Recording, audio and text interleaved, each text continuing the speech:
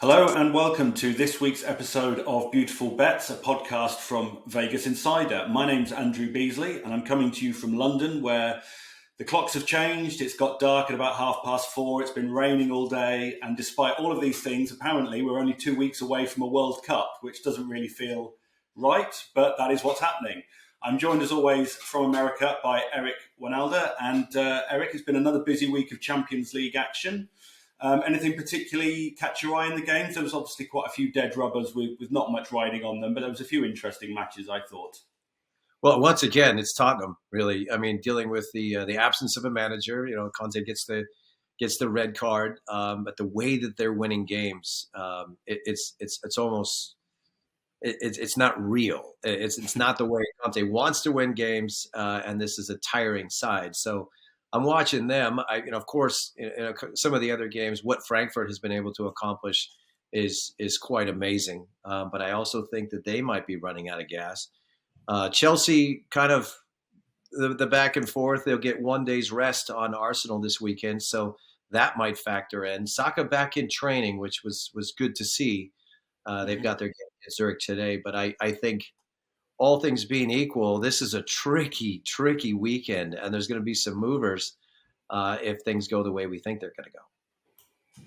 Yeah, well, if we look at how we did last week, it wasn't as strong as some of the weeks, but I don't think we were too far off the mark. I think we both thought that Newcastle would beat Aston Villa, albeit by perhaps less than 4-0. And we thought Brighton might get something against Chelsea, but they turned them over 4-1. Obviously, a couple of own goals helped in that. Goals out of it, we might have been right. That was a very odd game, to say the least, for Graham Potter's side. But you're right, we didn't get that. We did better in Germany, I believe. Yes, there were some correct scores predicted for Germany. Leipzig beating Leverkusen 2-0 and Dortmund beating Frankfurt 2-1. You called both of those. You did also say that Schalke were going to beat Freiburg, which was a long shot, as we admitted, but Freiburg took that one 2-0. It was I'm learning my lesson with a couple of teams. Schalke, I thought, may have been able to take advantage and have a nice bounce. If you look at the game, though, they actually had chances, but let's be wary of that. They were there, they didn't take them. Might not be the smartest things to bet with Schalke in the future. They seemingly look like they're going straight to the toilet. They're down. Yeah, it's not looking good for them, certainly. There's two sort of standout matches in the Premier League this weekend, which we'll talk about. We've got Chelsea against Arsenal. We've got Tottenham against Liverpool. They're the sort of standout fixtures, I think. Obviously, with Chelsea, we often end up talking about Christian Pulisic. I mean, when we spoke last week, you were saying he shouldn't play as a right wing back, and that's exactly what happened at Brighton. And I only saw the highlights of the game, but it looked like he didn't have a great game. He didn't have those sort of defensive instincts I think you need, which is understandable. Obviously, Graham Potter is known as a tactically flexible coach. He changes formations and the players' positions, and he does that quite often. Do you think this is a good idea for the players long term as Potter looks to imprint his ideas on the Chelsea team? Well, watching Chelsea play and watching the transition of managers has been really interesting. You have to understand, Thiago Silva cannot play in a back four. He can't. It just isn't possible. They need the wing backs, they need the cover, and they need to create the spacing needs to be right for that to work. So it's not that he necessarily likes to change it up. I think he's forced to change it up with the Thiago Silva, who's getting up there in age and can't play in this kind of schedule. This is 10 games in 30 days prior to a World Cup. This is, for all intents and purposes, this is insane. So with the Reece James injury, I think that's really forced the issue with Pulisic because he's been forced to go into a spot that he's a little uncomfortable. Gallagher can't do it. Loftus-Cheek, it seems like he's the other one that's fallen on the sword here, that's being forced to play out of position at times. But if Sterling getting a goal, not that looking like it wasn't a great goal, but it was still something. Aubameyang has looked completely out of form, and Mount has lost at times. So it's just off and on with them. I all that being said, though, Andrew, I still have them beating Arsenal at Stamford Bridge, and I think that this might be an opportunity for Pulisic to play his appropriate position, and he might have a big game. The last time we saw him start and score was against Wolves, which is not the likes of playing against Arsenal. But this might be a very tricky game. I've got Chelsea winning this and the under, which is interesting. Both of the big games, I think that we're dealing with tired legs, Andrew. These guys are playing a lot of games. And Arsenal, in that regard, has the luxury of having one less than everybody. And it doesn't sound like much, but when you look at the mileage that these guys are putting on them on their legs, Arsenal is the only one who might still be fresh enough to be able to take advantage of that. But with one less day's rest and a trip to Stamford Bridge, that usually doesn't go well for this Arsenal. It's interesting. It's fairly close with the bookmakers. They've got Chelsea at plus 163, Arsenal at plus 175. So there isn't a lot in that. If you look at the sort of underlying numbers from this season, the expected goals, they think Arsenal should be favourites. I think with Chelsea, interesting thing, they've played 12 home games against the other English clubs in the Big Six since the start of the 2021 season, and they've only won one of them. They've had 6 draws and 5 defeats. They've often struggled in these big games at home over the last couple of years for some reason. Quite why that is, I'm not sure. And obviously Arsenal have won a couple of times in there. So I think Arsenal can get something here. But as you say, they do have a day less rest to prepare for this one. Interesting to see who plays for them tonight, obviously in the Europa League, because I think they're guaranteed to top the group, or they're certainly through in the Europa League anyway.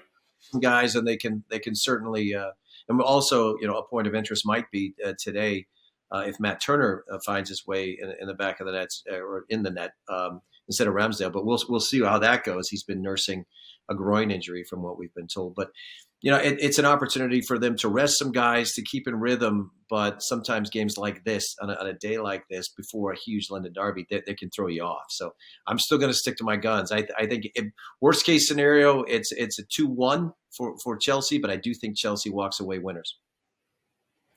And obviously, whether Turner plays tonight or not, I mean, Aaron Ramsdale is their number one choice. He'll be playing on Sunday, no doubt. Do you think moving to Arsenal was the right move for Turner ahead of a World Cup year, and with him being sort of 28 years old, kind of prime age for a goalkeeper, and he's not playing too often? Do you think it was the right choice to go there, or how do you think he should have played it? We've had 2 goalkeepers make similar decisions. Maybe he's following in the steps of Zach Steffen, who went to Man City and barely ever played. The old days, man, with Brad Friedel and Casey Keller, these guys had to play or they wouldn't get their work permits. Those they're much more lenient now on some of those rules. So it's not a necessity that they play. But looking at the schedule, if you're really being honest when it comes to Arsenal with their cup play and with the Europa League, Turner's been able to get some games. I think what threw us off is the reality of not being able to play against PSV. It was a game that I thought would be a great test for him, but apparently he picked up an injury, and for precautionary reasons, he sat that one out. All in all, though, Andrew, I think to have 8 games prior to the World Cup is not the end of the world, especially with him coming right in the preparation before the November 15th, I believe, is his depart date, which is only 6 days prior to a game. But I think that he got enough games. He did extremely well in the Europa League until he had to sit one out with only conceding 1 goal, having a couple of shutouts. So happy with that. Not happy with being number 2 and just conceding the position altogether and not really pushing for it. Like to see him somewhere else. But I think his time with Arsenal, I think what we're looking at is after the World Cup, especially if he plays well, he's looking at getting loaned out somewhere else. Probably at the same level. I'm hoping. I didn't like the move from Zach Steffen going to Middlesbrough because that is a step down. Horvath is in the same boat. Those are our 3 main goalkeepers. But I think Matt Turner is a talent. I think he's done extremely well, made some very timely saves, caught the eye of some other teams that might need a goalkeeper. So we'll see how that all pans out for him. To me, he's our number 1. Matt Turner, it's not even a contest. I'm not a fan of Zach Steffen. We've seen how he's done in big cup games. He's made some massive mistakes and really costly mistakes for Man City. So Pep Guardiola was probably happy to let him go somewhere else to make the similar mistakes. So Matt Turner is looking at hopefully today's a big day and he stays healthy and he's our number 1. And one more point on Chelsea before we move on. Obviously, we've spoken about Pulisic possibly moving on, whether that would be good for him. They've been linked with a move for Leandro Trossard at Brighton, who's been scoring most of their goals since Roberto De Zerbi took over. Do you think he'd be a good replacement for Pulisic, or if not a replacement, a good signing for Chelsea? Well, I think the way that Graham Potter wants to play would certainly fit someone that he knows well, someone that he trusts in Trossard, and someone that is actually in great form. So it's going to make sense. It's just going to be a matter of what can you get for Pulisic if he is going to leave. I don't think he's happy being a bench player. I don't think he was happy with his 7 minutes that he got yesterday. It's not happy times for this guy. Graham is the manager. He has a vision of how he wants to see this team play. There might be some movement, as we've heard, in this transfer window after the World Cup. I personally would love to see Pulisic go somewhere where he can really play the position that he likes to play, show the world what he's capable of. But when you're in a team like that, when you have Mount and Sterling, Havertz and Aubameyang, it's going to be tough to. And with Gallagher now, it's tough to get in that team. What makes sense is the fact that there's so many games that you have to rest guys so often to make sure you don't overload them on minutes. And I'm sure that they're monitoring all the metrics on that. But certainly Pulisic has been one of the guys that's got, just made the most of his minutes, but he's not getting a lot of them. So we'll see how it all pans out. I'm still hanging on to hope that he ends up at Newcastle. Newcastle might be a great grab. We've heard also that Leeds has shown some interest, and the other, I guess, the dark horse in this conversation is Italy, which I think that would be ill-advised. I think you'd get hurt if you went there. And AC Milan has showed some interest. So that's another interesting twist in this story. But it's just a matter of getting to the finish line, man. You got to play these last set of games, stay healthy, have a good World Cup, and I think Chelsea would be very open to the conversation if somebody wants to come in, especially spend some money. And that means, let's be fair, Newcastle would be the one that would write that check. Yeah, with the World Cup at the time that it is, obviously players are going to come back from that, and then the transfer window is going to open a week or two later after the end of the World Cup. So obviously whatever they do there may have a big influence on, if they make a move in the January window or what have you. And there's been some talk about Pulisic going back to Germany. That would complicate things simply because they don't get back to work until January 22nd. And EPL is right back after it, Boxing Day. So it's almost, I think, 26 days of a difference. So that might factor in as well. But it's a wait and see. I mean, in this particular game, I do think he will play. And I do think he might factor in and with an assist or a goal. I think it's a good game for him. I think it's a good setup for him. And he certainly wants to make a point. Absolutely. Well, you've got Chelsea to win. I think Arsenal might get something. So we'll have to see how that one pans out. The other big game, as we say, is Tottenham against Liverpool. Now, last week we both thought Liverpool would beat Leeds and that Jesse Marsch was on his way out. I think you'd said that they wouldn't win a game in October, and they proved you wrong at the last opportunity. Also talked a little bit about Tyler Adams. Now, Sky Sports pundit Stephen Warnock, he described Tyler Adams as an extremely important player for Leeds after a magnificent performance against Liverpool last weekend.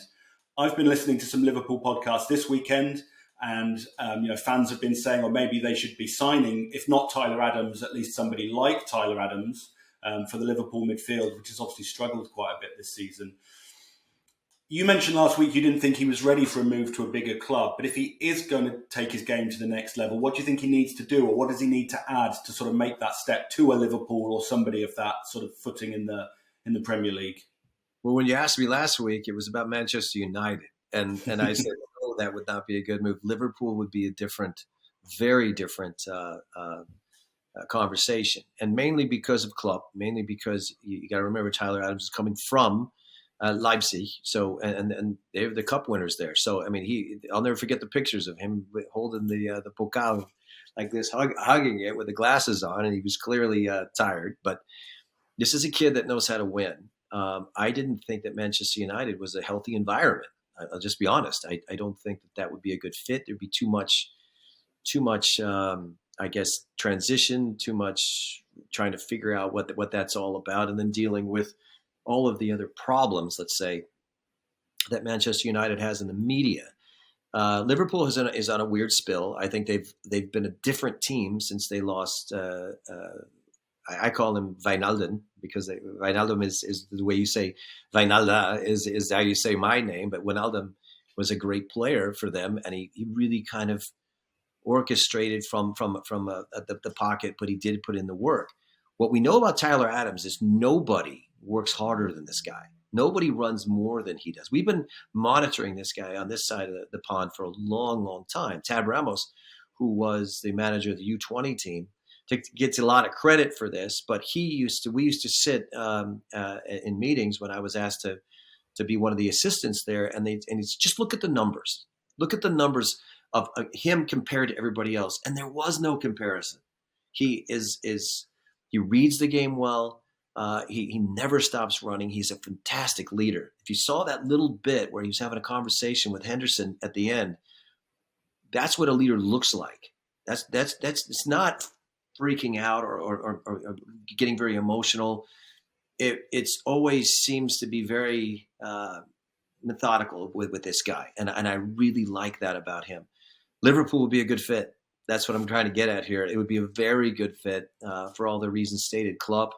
The club, and the understanding of how to play in that kind of gegenpress style of play. It wouldn't take long at all. He's very similar to Wijnaldum. So let's see how that all works out. Okay, and on Sunday, Liverpool are favourites to win. They're available at plus 120, while Tottenham are at plus 230. It's sort of similar to the Arsenal-Chelsea game in the sense that the numbers sort of favour the underdog a little bit, suggest Spurs might win. But they do have a terrible record against Liverpool. They've not won any of the last 10 meetings, and they've only won one of the last 21 meetings. So it's a fixture which Liverpool have dominated. But as we know, Liverpool have been very poor on the road this season. They've just taken 2 points from their 5 games in the league. They had a terrible defeat in Napoli, probably their worst performance of the season. They did a little bit better against Rangers and Ajax, obviously, but they haven't done very well away from home this season. The bet that caught my eye, Tottenham to win and both teams to score, is available at plus 400, and I think there's a very good chance of that coming in. I think there will be goals in this because Liverpool's defensive issues remain, certainly when they're away from Anfield. So that's what I'm thinking might happen. But how do you see this one playing out? I can't believe I'm saying this, that I'm going back to the well after Nottingham Forest, after Leeds, after that game against Napoli. But I thought in their most recent match against Napoli, they looked more the part. The argument that I've made about Liverpool is it really is a conundrum for some of these guys, especially with Van Dijk. When it came down to it against Man City, he showed up and he was fairly terrific, as was Gomez. But they have these highs and these lows, and I've never seen the highs so high and the lows so low. There's no consistency in their play at times. Robertson coming back into the team helps to a certain extent. I was happy to see Gomez, but then Gomez with the glaring bad decision in the game against Leeds was another indicator that they're just not there yet. In Champions League play of late, you have to say, all right, that looked more like Liverpool. I mean, when you go back a year and a half ago, man, they're great. Look at the way they play. It's so fluid. Losing Mane is one thing, but the way this team played yesterday or in the Champions League was impressive to me. The problem really here, Andrew, is Tottenham is in trouble. They're not scoring goals the way they want. You have the game against Bournemouth, for example. They take 2 from Kiefer, and then Kiefer Moore and they're down 2-0, and they have to come back and win the game 3-2. Look how they're scoring, though. They're scoring from set pieces. They're getting from weird places. Davies scoring a header. I mean, it's odd. The goal yesterday, Højbjerg, which was so late in the game, and it was only because Marseille had to push. But the reality of this is that they're not playing well at all. They are churning out results at times in weird, odd ways. But now with Son out of the picture, it's been reported that he has a broken cheekbone. He's going to have to sit this one out. and Lucas Moura is not all the way there yet. They were completely reliant on Kane. I think that suits Liverpool well. I think they'll be able to shut him down the same way they shut down Erling Haaland, focus on him, make it personal, and try to get back in the mix. 4-4-4 is just not what you would see out of a Liverpool team. This is the worst it's been in forever, I believe, and I think that they're going to remedy that on this occasion. Tottenham is in trouble. Conte is not happy. He has walked out on them several times. I'm getting reports that some of his conversations in the locker room are belittling the players and saying, you're not playing the way I told you to, kind of thing. That's not going to fly with some of the personalities that they've got. And you can't be reliant on a guy like Højbjerg to score goals for you. You just can't. It's happened. It's great. It's a great run for him, but they're in trouble. I've got Liverpool winning this thing low. I don't think both teams score. I don't think Tottenham manages to score at all. And I think the defense shows up for Liverpool, and they get some timely goals from either Salah or Nunes, and they get out of here 1-2-0. So I'm going with the shutout. That more so than anything, I think that's what happens, that Tottenham will fail to score. Yeah, you make an interesting point about them relying on set pieces. I mean, Liverpool, for all their defensive troubles this season, they've only conceded 1 goal from set pieces in all competitions. So they're very open to the counter-attack. But in set piece situations, they've actually been doing okay. But you take Son counter-attack, and it's not much of a counter, is it? They've had injuries. That not everybody's back. Betancourt hasn't been terrific, but he's still a big piece in there. Dyer is still trying to learn that position. He still is good for one mistake a game. So I don't like it. I don't like Tottenham's setup right now. I think they're going to really be happy to see this not just the transfer window, but for some of these guys, it's just put their feet up for a couple of days and get back to good health. Yeah, and I think if we look across the Premier League, there's not too many other fixtures that stand out as being particularly exciting, I don't think. I think Newcastle will win at Southampton easily enough. West Ham beat Crystal Palace. I think Manchester United probably win at Villa Park, even though the data seems to think that Villa are the favourites, which I can't really get behind with the way they've been playing lately. But I wouldn't say that one. That's the one that stands out to me. I think what we're seeing right now is 2 different Manchester Uniteds. Manchester United with Ronaldo and Manchester United without him. And when you're dealing with him without, you're going to get more goals out of that. I think that Martial's injury, just when he found form, it knocked him back a notch. And this whole thing with Anthony and his circles, he looks like a teacup out there. That didn't derail this team, but it's just they never failed to have a distraction in that group. But I think without Ronaldo, I see them winning this game. If he is on the field, they still win, but it won't be a high number. They won't be able to get 2 or 3 goals. They'll squeeze out of there with 1. Aston Villa is not. It's just we saw the bounce. We saw the 4-0 against Brentford. We thought, okay. All right, Ings, that looks better. Bailey, you look better. That was just a typical bounce, and then they fell right back into the hole of who they are, that they're not really as talented as they might think they are. It was nice to have the reins taken off, but their defensive frailties were exposed at the second that they thought they could do it 2 in a row, and that just didn't happen. So I got United winning that as well. The other one is Leeds. I think Leeds is going to jump all over Bournemouth. I just feel like they've got so much energy. Ellen Road is a hard place to get a result for anybody, but there's just this new revived energy there, and it's great to see, man. I thought he was done. I thought Jesse Marsch was fired. I did not see that coming. Even his reaction, Andrew, if you watch when the goal go, he was surprised by the goal. He was looking at a 1-1, which is probably the way the game would have finished if Van Dijk didn't take the play off. And the truth is they would have been on 10 points, sitting in second to last, and it wouldn't have that good feel. But this is how football works sometimes. You get one result, a big result. And Leeds has beaten Liverpool. That's not saying as much as it normally is, but they've also beaten Chelsea. So it's you're looking at those 2 big wins. Is the real question is can you take care of business when you're playing at home against a team that you need to beat, that you should beat? And that's what this game represents. With this energy, I think they finally pull it off and get the 3 points that they're looking for. So that's the interesting one for me. I mean, we can't stop, as Americans, we can't stop watching Jesse Marsch and his antics and his silly celebrations. But Leeds will get a win there. Yeah, Leeds have had 12 points from 12 games, Bournemouth 13 from 13 games, so fairly similar seasons so far. But the bookmakers have Leeds at minus 135 and Bournemouth at plus 370, which feels about right. I would expect Leeds to win that one as well, I think. With the book, so that makes sense. We mentioned that we had pretty good week with the predictions for the Bundesliga, a couple of correct scores. You know far more about it than I do. That there's not a standout fixture when I'm looking at them. But what games catch your eye in Germany this weekend? Well, I mean, this is going to sound odd, but I've got Augsburg beating Frankfurt. Now, Frankfurt is the Champions League team, but Frankfurt is also in the same kind of spill. 10 games in 30 days. They're tired. It's been emotional. The way that they've come through to win the group, essentially, was absolutely bizarre.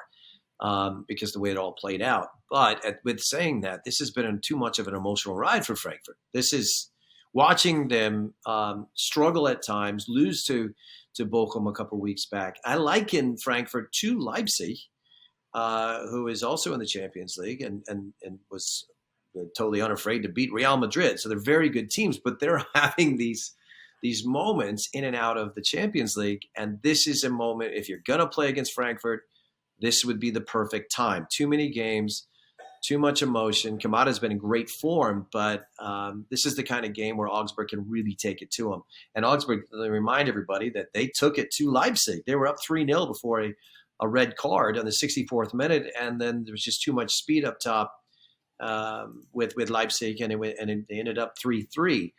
But to get ahead of Leipzig the way they did, also on the bounce after a Champions League game, this game feels a lot like that one to me. So Augsburg is I'll tip them to win. The odds are probably not in their favor, but Augsburg is a team that will certainly surprise people at times. They've beaten Bayern this year. They were the only ones to do that. So let's think about that for a second. This is a team that loves to play at home, and we pay attention to it because that's where Pepe used to play. But they've been much better since his departure. So I think that's an odd one. I think it's one of those with last week when we had Frankfurt losing to Dortmund. People were scratching their heads on that one too because Frankfurt's so good at home. But this is a tough trip. Augsburg is not going to. They're going to be relentless. They're going to be fired up, and they're going to be rested and ready to go. So I got Augsburg. Both teams will score. I got them 3-1, taking out Frankfurt, and Frankfurt just wants this game to be over. They want to hit the bath, they want to get a massage, and they want to start thinking about the next one. This is not the one that they're going to be ready for. Well, both meetings last season ended in draws. It was 0-0 in Frankfurt, 1-1 at Augsburg. You said that you suspected that Augsburg wouldn't be the favourites. That's certainly the case. Frankfurt are minus 130, whereas Augsburg are at plus 340. That's a good one. Take it. Well, I like yeah. that. I really do, and that's kind of the game you wait for. I mean, if you really want to just dive in a little bit, do some more research, watch the teams that are in the European competitions of the Champions League and the Europa League, and there's always one spill on one side or the other. This would be a game where there would be both because they lost their last fixture, Frankfurt being to Dortmund, but that's a game that Dortmund needed more than they did. Frankfurt doesn't have the kind of pressure right now to be in the top four. And they're looking at their schedule with some of the fixtures that are coming into their slate. They're going to be able to make up those points later, but it's just not going to be right now. Well, you mentioned 3-1. I mean, that's available at plus 3,000. Whether that will come in, that's obviously a very long shot for that specific scoreline. But yeah, it looks good. Like there could be some value in Augsburg if you agree with Eric there. Any other games of interest in Germany? I like Leipzig and at Hoffenheim. I think that they're in a different boat. They already had their really deep spill. I think that they'll bounce back. And of course, Bayern to win. I think Bayern is cruising right now. I've said before to take the over, but on this occasion, I think 2's enough, and they're done. They're just but take the shutout because Bayern's defense is is finally figuring out how to do things. They had a couple of goals against in Champions League, which were odd because they were ahead 4-0, and they really did take their foot off the pedal. But listening to some comments out of Julian Nagelsmann, and it didn't go over very well with the players, but that can't happen. That we are Bayern Munich, we don't get scored on. And it was kind of an insult to, I think it was Pilsen, to say that we don't get scored on but teams like you. So the arrogance there is great, which is something you expect out of Bavaria, but this is a game where they understand the points. They are still chasing, and they just want to be, we call it Herbstmeister in German. That means when it's half season, you want to be the champion, and keeping in mind as well with these slate of games, nobody has a bigger squad than Bayern. They've got great players that they can fill in at times, and they're going to be able to mix and match, if you will, with these games of who's fit and who's not, and nobody's going to get overloaded. And it's great to see Goretzka back in form, but that's important. It's so important. People don't understand how important it is for Bayern to be on top when they hit the break. And then they've got a whole month to figure out how they're all the way until January 22nd before they play again. So it's important to them, and they'll show it once again. Yeah, I think your suggestion is a good way to get some value out of that fixture, because Bayern are priced at -350 just to win the game. But you can get them at +163 to win to 0. So if you think it is going to be a shutout win for them, it looks like that's the way to go, I think. Any other games there, or shall we move on to the MLS? Let's go to MLS because the other and as far as paying attention to the Schalkes and the Bochums of the world, Bochum's got Dortmund. Dortmund will probably clean house with them. It won't be. It might get interesting. It might be. There might be more goals than because of the tired legs with Dortmund. And I was really surprised to see the way that they played against Copenhagen because they're a little bit leggy there, to say the least. But that might be a high-scoring win for Dortmund. But outside of that, let's move to MLS. It's this is what I'm having an opinion about this one as well that might be against the book. So let's talk it through. Well, it is the final that we've been predicting for a couple of weeks. LAFC beat Austin 3-0. Philadelphia won 3-1 in the other match. The bookmakers are on side with LAFC. They've got them at -130. It's +310 to be a draw in 90 minutes, and it's +320 for a Philadelphia win. So what that means very roughly is it's sort of 57% chance for LAFC, more like 25% for Philadelphia. We were talking about this before we started recording, though, and you've got a feeling that the underdogs are going to take this one. I do. And there's several reasons for that. If people are paying attention to what's going on in the city of Philadelphia, you have the Phillies in the World Series, and the Eagles can't be beaten right now. Now, I would argue the point that the Philadelphia Union are going to be the only team to touch some hardware this year. They will win the trophy. I don't think Philly will. I don't think the Eagles will make it to the Super Bowl and or win. But that sometimes it galvanizes an entire town. And there's, if you go back and you research this, to be honest, there's so many times where other sports succeed and then another sport follows just on the coattails of success. And I think that might be the case. Now the tactics and the actual analytical data that we're looking at would indicate that this is a really tough game for LAFC. The way that they have progressed through this competition, the way that they beat Austin, two very strange goals, an own goal and a weird bounce, that normally that's a 1-0 game. Aranga got a great goal off a corner kick, but again, Philadelphia is a much different team on set pieces, and they will not get that kind of joy that they've gotten against Austin and earlier against the Galaxy, who was absolutely diabolical in their defensive corners. So Jimmy Curtin is 2 out of the last 3 years Coach of the Year, and a lot of people would say he should have had it all three if Bruce Arena didn't break every record at New England. Jimmy Curtin is the best American coach in Major League Soccer, up and coming coach. Maybe I'm saying that because he's a friend, he's an ex-teammate, and all that, but the proof is in the pudding. The guy has just been phenomenal. And talking to him and listening to how he talks to his players and the family atmosphere that they have and this drive they have, it really leads me to believe that they're going to bring it. They're going to bring an effort like no other. Gazdag is their leader. They keep in mind this guy plays for the Hungarian national team that went all the way back to Europe and beat Germany and came home and is still running their midfield. I like their forward line. Carranza got a great goal. When Burke comes off the bench, that's too much. That's too much for Chiellini is great, man, but he's old, and if he plays, he's in trouble. So there's two different ways you can look at this. I think with Blake in goal for Philadelphia, who is by far the best goalkeeper in the league, if this goes to penalty kicks, if this goes to spot kicks, then clearly Philadelphia has the advantage. But I think Philly finishes them in 90 minutes. I think the final score is 2-1. I think that there won't be set piece joy for LAFC, and with all with all the bells and whistles of what that means to play in LAFC, and it's a day game. It's earlier in the day, which suits Philadelphia, in my opinion. Sharundalo is a great coach, but this is going to be too much. Philly wins this thing 2-1. I think it'll be 2-0 for a long time, and LAFC will chase.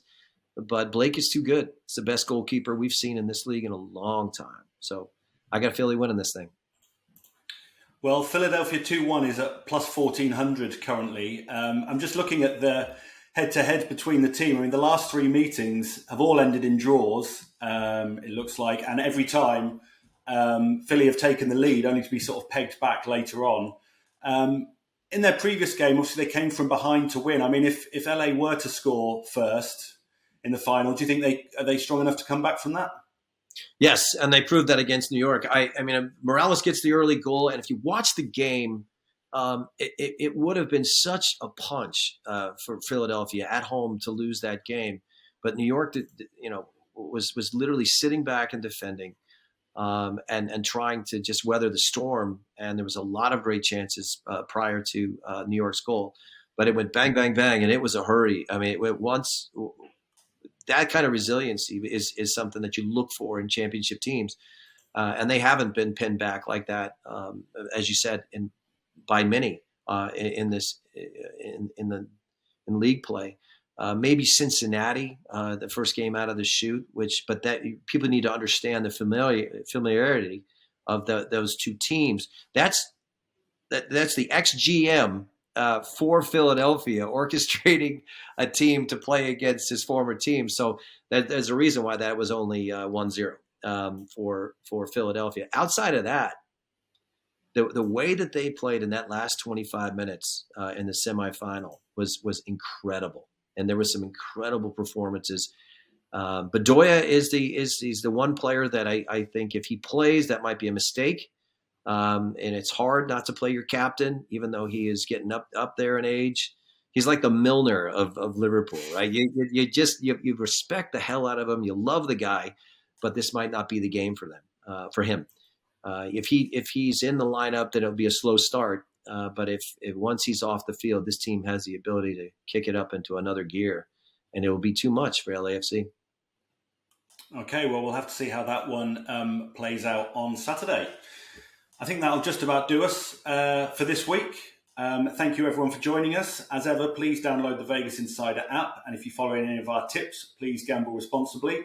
Only 2 weeks now to the World Cup, so we'll have a lot to talk about next week for the final round of fixtures. And obviously, we'll have further podcasts coming up during the tournament as well. But for now, that will do us. So from Eric and I, that's it for this week, and we will see you again soon.